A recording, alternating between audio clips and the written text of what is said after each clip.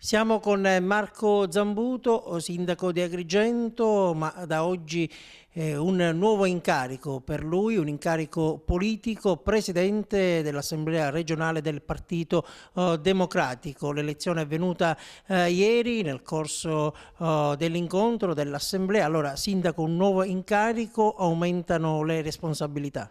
È un incarico importante, cui sono molto grato all'Assemblea del Partito Democratico per aver voluto darmi questo riconoscimento che intendo realizzarlo nell'interesse, ecco, della Sicilia e del partito per questa terra di Sicilia.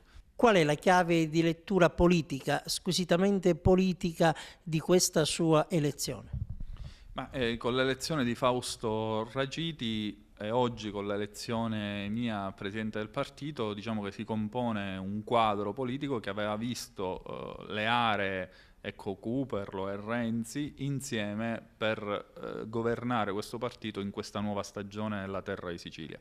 È chiaro che si apre una fase assolutamente nuova, importante, una grande sfida.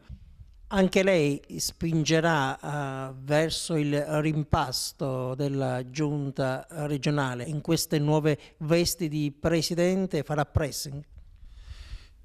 Noi siamo perché venga avviata una nuova fase, quindi con un governo che sia veramente in grado di sancire una svolta e di fare le cose che servono ai siciliani. Manca una fase di costruzione che si deve necessariamente fare con un nuovo governo e con una nuova agenda. Marco Zambuto, sindaco di Agrigento, presidente dell'Assemblea regionale del Partito Democratico, manca ora un altro tassello, quello di europarlamentare.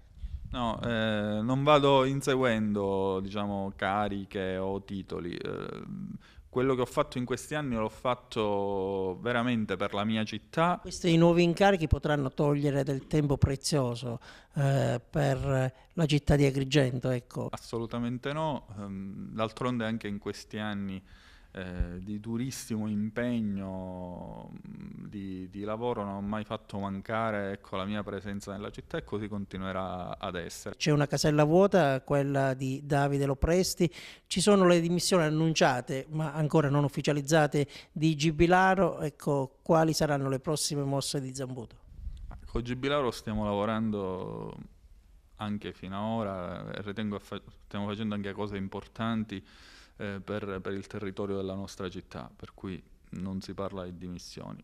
Per quanto riguarda il posto che è stato lasciato da Davide Lopresti, vedremo nei prossimi giorni di nominare il nuovo assessore.